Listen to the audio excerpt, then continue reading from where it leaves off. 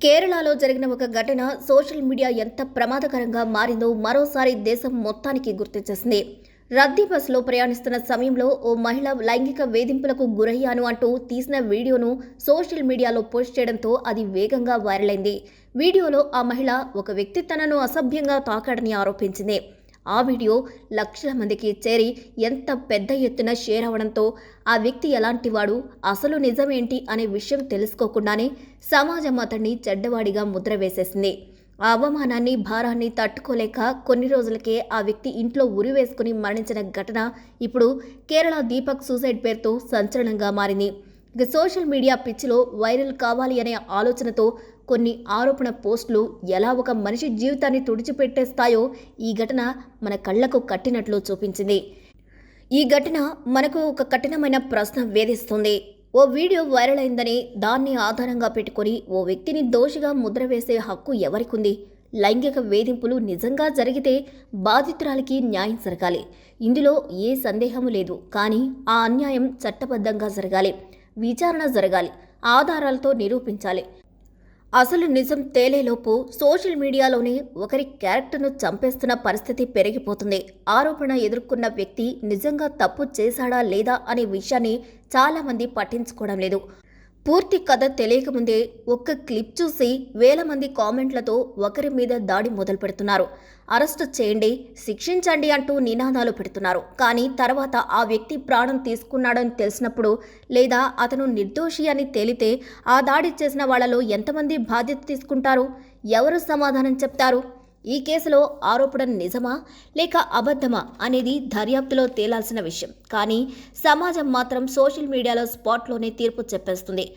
ఒక మగాడిపై ఇలాంటి ఆరోపణ వస్తే అతనికి తన నిర్దోషత్వాన్ని నిరూపించుకునే అవకాశం ఇవ్వకుండా అతని పేరు, కుటుంబం, గౌరవం, ఉద్యోగం, భవిష్యత్తు అన్నింటినీ ఒక్క రోజులో తుడిసిపెట్టేసేలా వాతావరణం తయారైంది.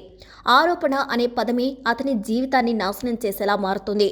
ఇది మహిళల భద్రతను తక్కువ చేయడం కాదు, కానీ న్యాయం పేరుతో ఒక మనిషిని విచారణ లేకుండా శిక్షించే పద్ధతిపై సమాజం ఆగి ఆలోచించాల్సిన అవసరాన్ని చూపిస్తుంది. ఇక్కడే మరో కీలకమైన ప్రశ్న వస్తోంది.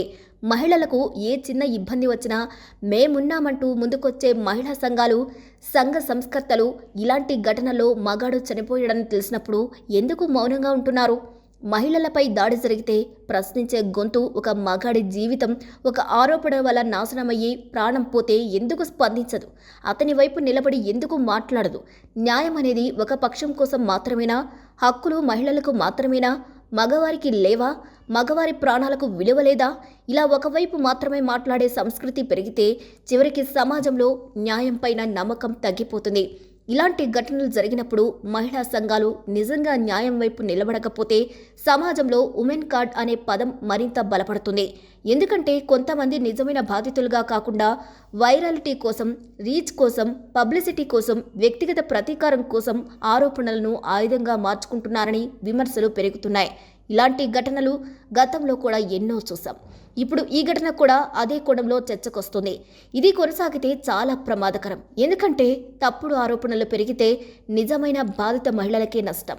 తరువాత నిజంగా బాధపడిన వారు ఫిర్యాదు చేసినా అది నిజమేనా అని అనుమానపడే సమాజం తయారవుతుంది. అంటే అబద్ధాలు ఒకవైపు నిర్దోషిని చంపుతాయి, మరోవైపు నిజమైన బాధితులకు న్యాయం రావడాన్ని కూడా మరింత కష్టతరం చేస్తాయి. ఈ ఘటన తర్వాత మగాడి పరిస్థితి పూర్తిగా మారిపోయింది. బస్సులో మహిళల సీట్ల పక్కన కూర్చోవాలంటేనే భయం, పబ్లిక్లో మాట్లాడాలంటే భయం, సహాయం చేయాలంటే భయం అనే స్థితి చాలామందికి వచ్చేసింది. ఒక మహిళ కింద పడితే లేవనెత్తే ముందు ఏం జరుగుతుందో అని ఆలోచించే స్థాయికి మగాళ్ళు వచ్చారంటే అది సమాజానికి ఎంత పెద్ద హెచ్చరికో అర్థం చేసుకోవాలి. నేరం చేసిన వాడికి శిక్ష పడాలి, కానీ అందరూ నేరస్తులే అనే భావన పెరిగిపోతే సమాజంలో మానవత్వం కూడా మాయమవుతుంది.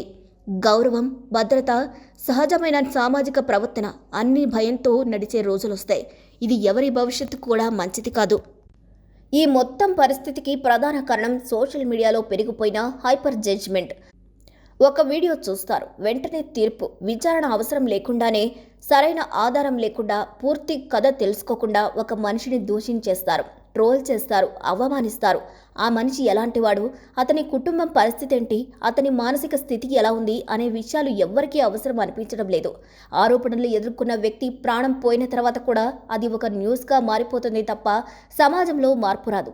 ఒకటి మాత్రం నిజం, సోషల్ మీడియాలో మనం చేసే కామెంట్లు, షేర్లు, ట్రోల్స్ ఇవన్నీ కూడా ఒకరి జీవితాన్ని నాశనం చేసే బుల్లెట్లలా మారిపోతున్నాయి. ఇలాంటి ఘటనలు పునరావృతం కాకుండా ఉండాలంటే చట్టపరంగా కూడా సమతూకం ఉండాలి. మహిళలకు రక్షణ చట్టాలు ఉండాలి. వేధింపులు చేసిన వారికి శిక్ష పడాలి. అదే సమయంలో అబద్ధపు ఆరోపణలతో ఒకరి జీవితాన్ని నాశనం చేసినప్పుడు కూడా కఠిన చర్యలు తీసుకోవాలి. ఇది ప్రతీకారం కోసం కాదు, సమాజంలో సమతూకం నిలబెట్టడానికి. ఎందుకంటే ఇక్కడ విషయం పరువు నష్టం మాత్రమే కాదు, ప్రాణ నష్టం కూడా. ఒక వీడియోతో ఒకరి జీవితం పోయే పరిస్థితి వచ్చిందంటే బాధ్యత ఎవరిది? ఆరోపణ చేసే వ్యక్తిదా, షేర్ చేసే వాళ్ళదా, ట్రోల్ చేసే వాళ్ళదా, లేక ఈ మొత్తం వ్యవస్థలో అందరిదా? ఈ ప్రశ్నలకు సమాధానం వెతకాల్సిందే. అప్పుడు మాత్రమే ఇలాంటి ఘటనలు తగ్గే అవకాశం ఉంటుంది. చివరిగా ఈ ఘటన మనందరికీ ఒక స్పష్టమైన సందేశం ఇస్తుంది.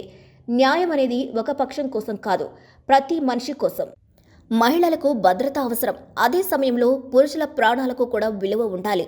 నిజం తేలే వరకు ఎదురు చూడటం మన బాధ్యత. సోషల్ మీడియాను కోర్టుగా మార్చి ఒక మనిషిని విచారణ లేకుండా శిక్షించడం సమాజాన్ని ప్రమాదకర దారిలోకి తీసుకెళ్తుంది. ఈ కేసులు నిజం దర్యాప్తులో తేలాలి. కానీ ఇలాంటి ఘటనలు తర్వాత కూడా మార్పు రాకపోతే రేపు మరో వీడియో, మరో ట్రోలింగ్, మరో ప్రాణం. ఈ చక్రం ఆగదు. అందుకే ఇప్పుడు సమాజం ఒక్కసారిగా ఆలోచించాలి. వైరల్ అవ్వడం కంటే, పాపులర్ అవ్వడం కంటే విలువైనది జీవితం. ఈ విషయం ప్రతి ఒక్కరూ గుర్తుపెట్టుకోవాలి. మరి ఈ వీడియోపై మీరేమంటారో కూడా కామెంట్ ద్వారా తెలియజేయండి. మరిన్ని అప్డేట్స్ కోసం మా ఛానల్ని లైక్ చేయండి, షేర్ చేయండి, సబ్స్క్రైబ్ చేయండి.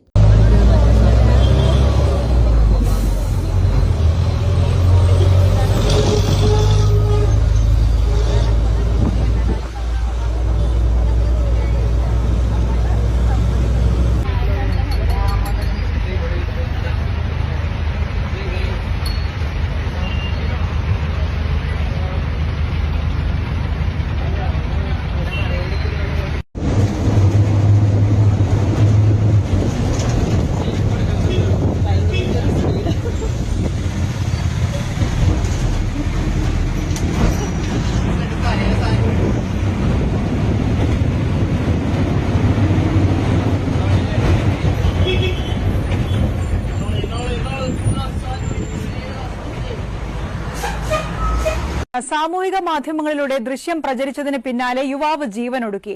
കോഴിക്കോട് ഗോവിന്ദപുരം സ്വദേശി ദീപക്കാണ് മരിച്ചത്. വണ്ടി വരാറായില്ലേ? ഇതെന്താ പരിപാടി? എല്ലാവരും ഉണ്ടല്ലോ, എങ്ങോട്ടാ എല്ലാവരും കൂടി? എനിക്ക് എറണാകുളം വരെ ബസ്സിന് പോകണം. അതിനുള്ള